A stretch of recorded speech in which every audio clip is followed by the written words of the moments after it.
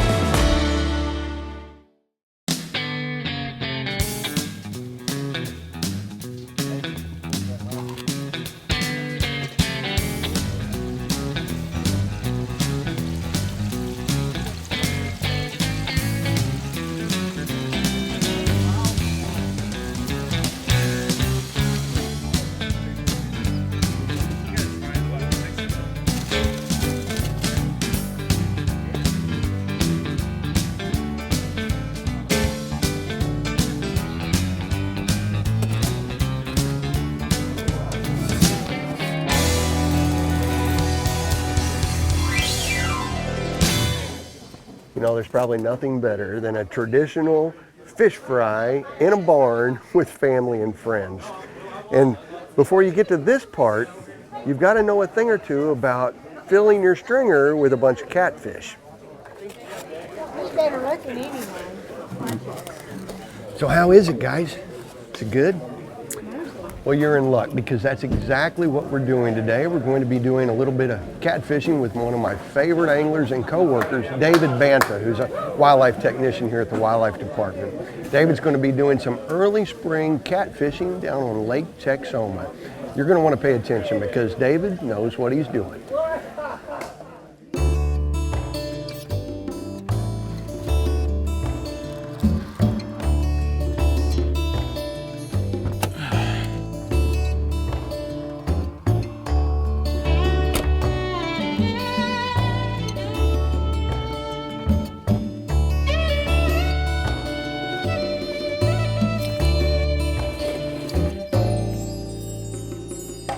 Yeah, that's a good net of shad.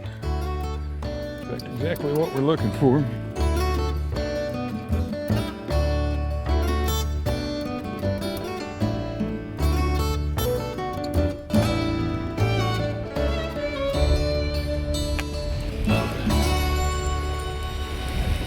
Well, here we are at Lake Texoma today on the upper end of the lake. And here behind me we have just what I call a mud flat. You know, a lot of times catfishing, you're looking for structure, for topography. This has none of that. It's basically the same depth all the way across once you drop off from the shallow bank. This is going to be about 3 or 4 foot of water, and this is a springtime fishing trip. A lot of times these type of flats will get overlooked by catfishermen, but they can be excellent places to catch a good mess of fish in the early spring.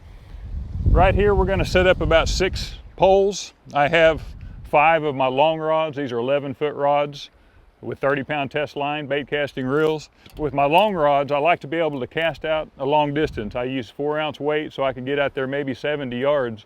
A lot of times you can catch your bait right on a flat like this from the bank. The shad will spawn when the water temperature reaches about 65 degrees. And right now Lake Texoma is about 60 degrees, so they're in a pre-spawn mode. But on warm days, especially when the wind is coming into this bank, they'll also show up in the afternoon as the water warms up. Plus the fact you have the wave action coming toward the bank brings the plankton, the phyto and zooplankton, into the bank, which is their food source.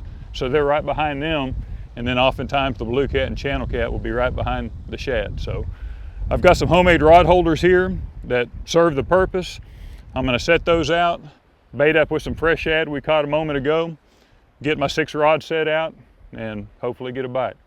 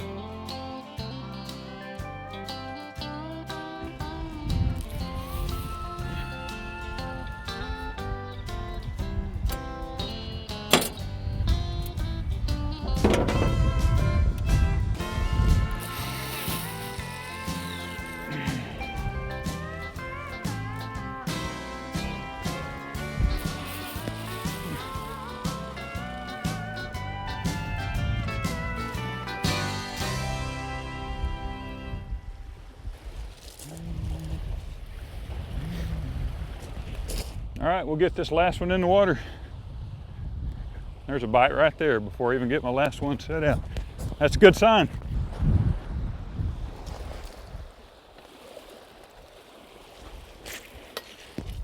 There's the first fish of the day.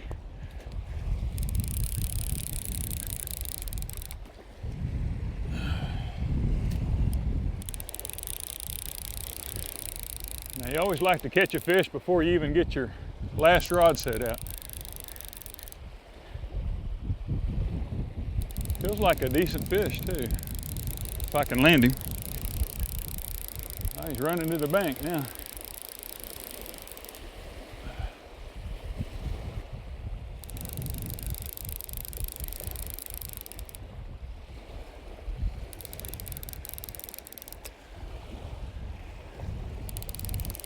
Well, for no bigger than he is, he was sure a fighter, and that's a nice little blue cat. You bet.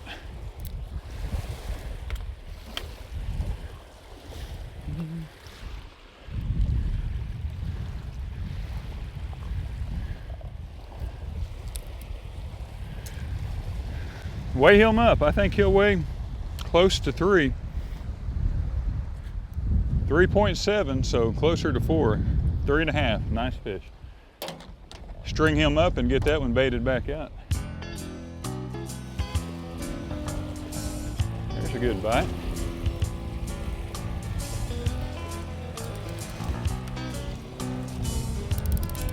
If he hits it one more time, I'm going to take him to task. There you go. Yeah.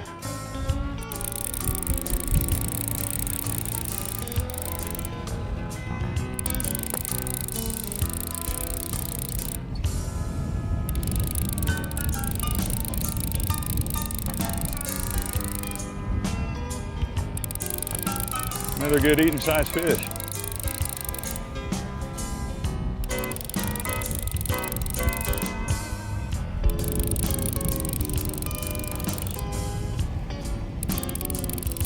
A little smaller than that last one, I believe.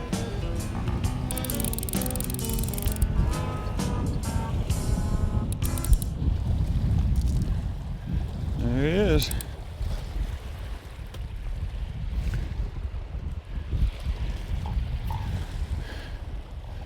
Yeah, nothing wrong with that. We'll take that any day, all day. Good eating size blue cat. We'll weigh that one. I've got a 3-pound minimum, personal minimum. Spoiled, I guess. He made the cut, 3 even. That'd be a good eating fish right there. String him up. You know, I've got my lawn chair set out there, but I haven't had a chance to sit down since we got here, and that's a real blessing. That's a real blessing. Even if we don't catch another one, it's been a good day, but signs are looking up.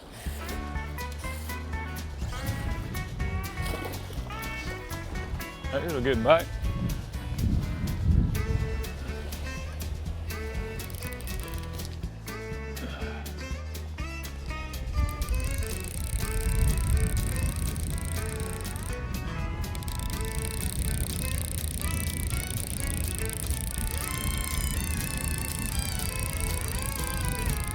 Running right to the bank.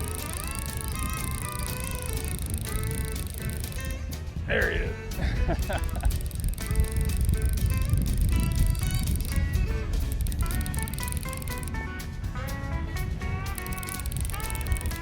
Another good eating size blue cat, looks like. Yeah.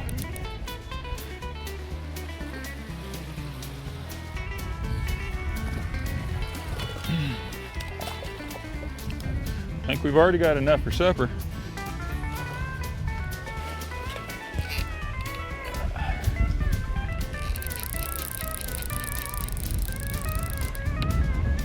Yeah, that feels like a little bigger fish.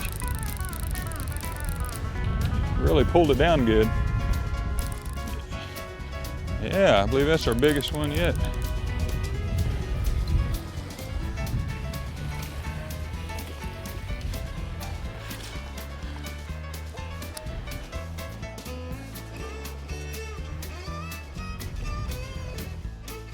$5.5.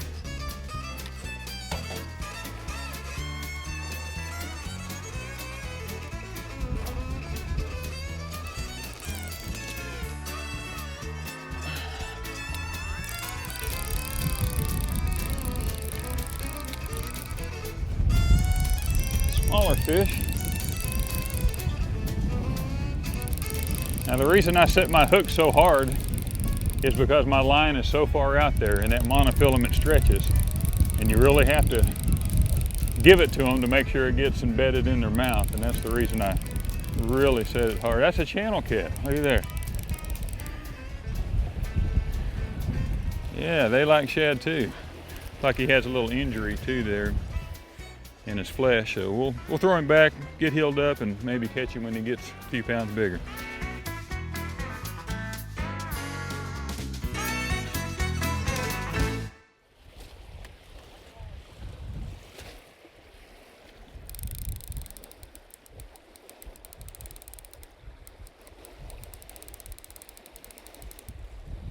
If he hits it again, I'm going to take him to task.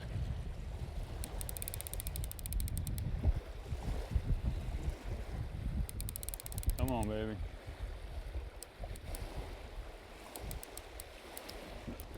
There he is.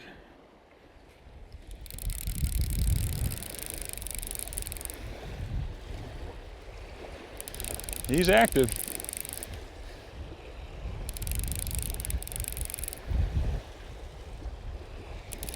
And a really light biter too. That's a blue cat.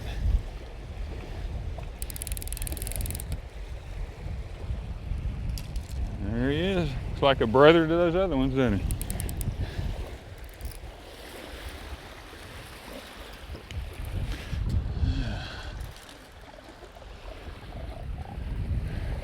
Talking to us. You know, when you're fishing a flat out on any lake that has blue cat, channel cat population, which is nearly all of our lakes here in Oklahoma, you can find flats like this one, usually on the upper end of the lakes. Now, the water level can vary greatly in the course of a year. And the spot we're at right now, I've seen it completely dry where you could drive across it. And at one point, the lake was so high, the water where we're fishing in right now would have been 30 feet higher. So amazing variation in water depths. But whatever the water depth, you can usually find a spot that has fishable depth anywhere from 2 to 5 or 6 feet that's pretty consistent in its depth all the way across. That's by definition what we call a flat, and it's usually devoid of structure and topography out there. Now the window is sometimes pretty short on the super fishing on these flats, but late winter, getting into early spring is usually when that window arrives. Here in Oklahoma, in southern Oklahoma, usually from mid-March through maybe about mid-April, maybe a 4-week window in there. Because like I say, the shad are going to start spawning here before too long. When the water reaches about 65 degrees, which we're 5 degrees away, they'll be close to the bank where they'll be depositing their eggs and their milk to spawn in the shallows. Now these blue cat and channel cat, of course, will be right behind them. Their spawn is about a month and a half later when the water temperature reaches about 75 degrees. So in the meantime, they're building up their energy reserves in a pre-spawn mode so they can get ready for all of the depletion that they'll experience during the spawn. And during that window where those correspond is when it's really good sometimes. Now there's years when, like I said, it's not any good where we're at or really any of the flats around here because they're either have water up in the trees where you can't access them or they're dry. So on any given lake, on any given year, try to focus in on areas that have pretty consistent water depth. It's not super deep, not too shallow. It needs to be at least 1.5 feet to 2 feet. And in that early spring area, if you can get some fresh bait, a lot of times you can get out there and really make a haul.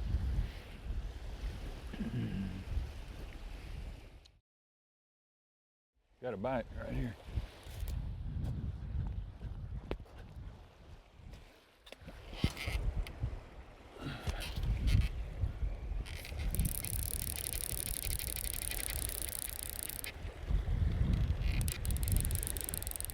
Let's hope the electric tape I have around the junction there holds up. Here he comes. There he is.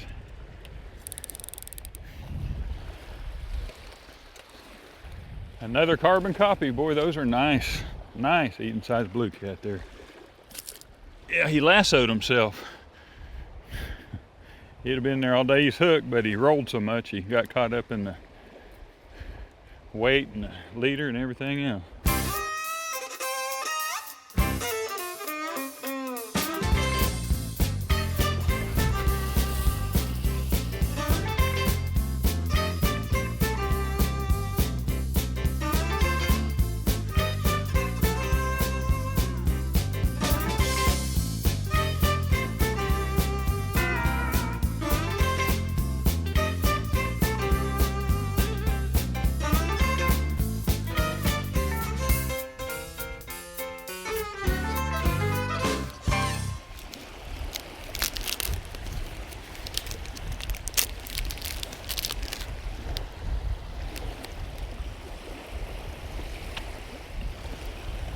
Snack can wait.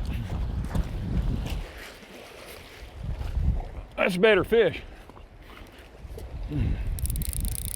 All you gotta do is eat a snack to catch a good fish. Either he came off or he's running to the bank. I think he came off.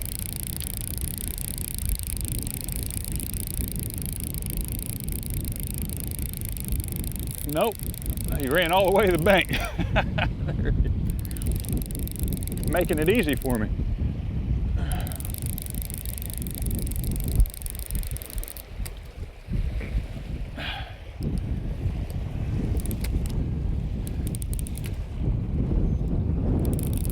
Come on. Now that's a nice fish. Yeah. I thought I'd lost that fish. I didn't feel him for probably 30 cranks. That's a long way. He was running fast right toward the bank, and they'll do that sometime. You just got to reel as fast as you can to keep up with them so they don't shake the hook, just in case they're still there.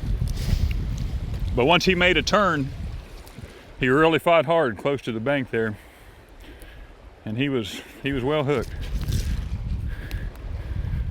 He's a lot heavier than those other ones we've been weighing for sure.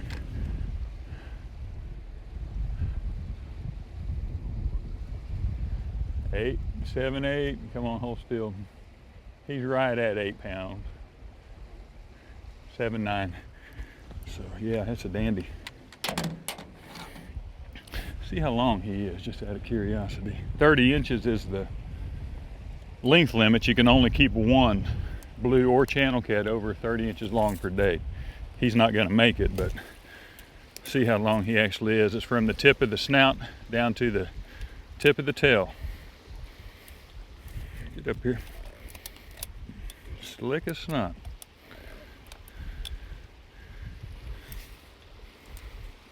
Come here.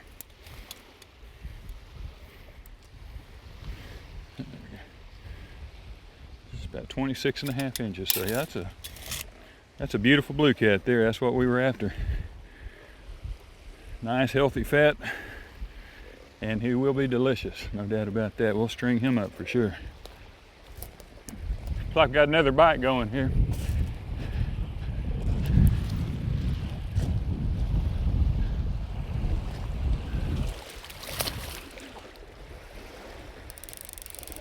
These fish are running right to the bank. He's on there.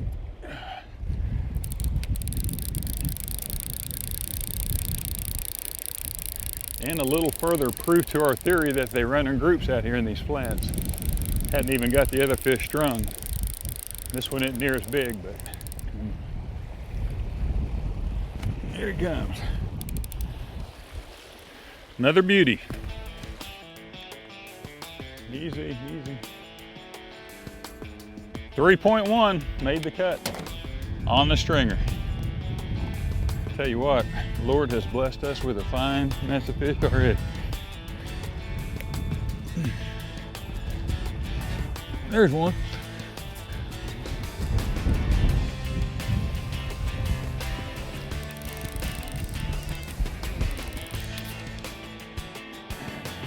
Got him.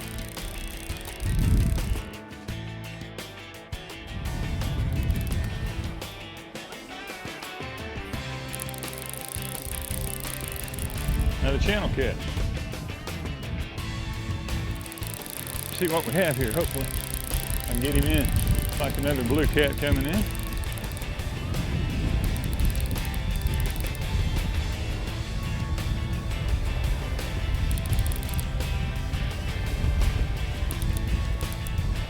Yeah, another nice fish.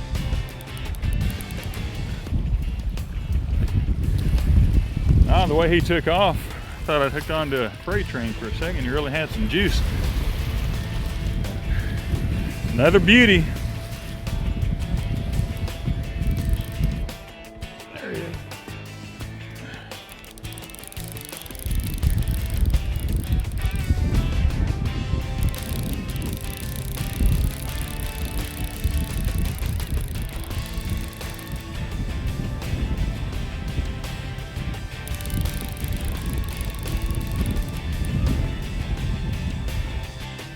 All right.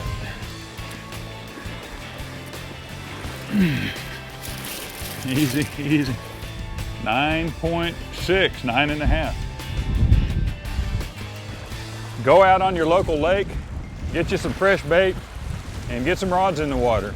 It's a lot of fun. If you happen to hit them just right like we did today, you can really load the freezer up with some nice fillets. And in fact, that's what we're getting ready to do, is clean this nice mess of blue cat we have right there.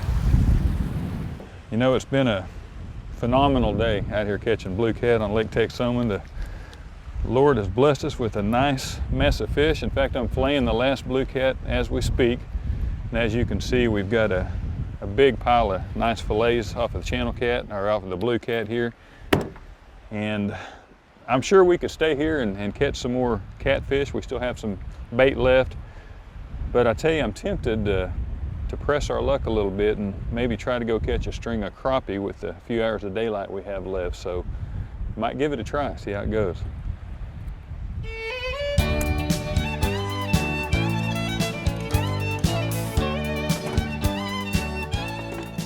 On to the next big spring adventure.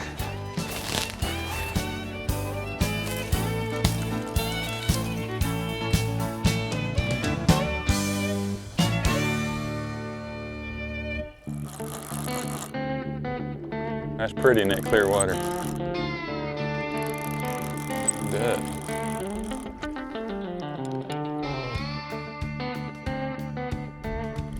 I'm right by that log. Oh, one hit it as I moved it. Isn't that something? He was sitting right by that.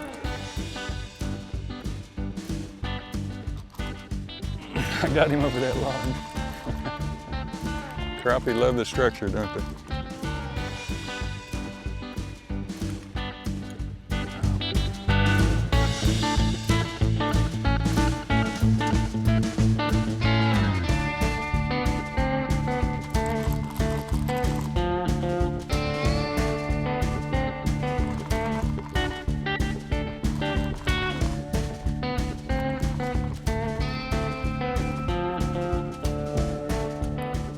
I tell you, it just doesn't get much better than that.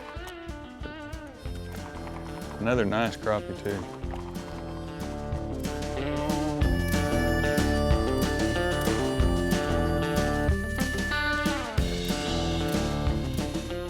Didn't quite get the minnow down the hatch, did he? And what a banner day. Managed to pull it off. Caught a nice string of crappie after catching a really nice mess of catfish earlier, blue cat, on Lake Texoma. And you know, I'm no expert fisherman by any stretch of the imagination, but early spring can really produce. And we were fortunate enough and blessed enough to really be able to take full advantage of it today with two of my favorite species of fish to catch, blue cat and crappie. And that's enough for a good mess right there. So mission accomplished. You know, this is good catfish, but this is great peach cobbler. You know, that's the great thing about springtime fishing, is that you can start the day out doing one thing and wrap the day up doing something totally different like David did. I hope that you get a chance to get out and enjoy some great springtime angling this year. For all of us at your Wildlife Department, I'm Todd Craighead, and we'll see you right back here next time on Outdoor Oklahoma. You gonna eat that peach cobbler?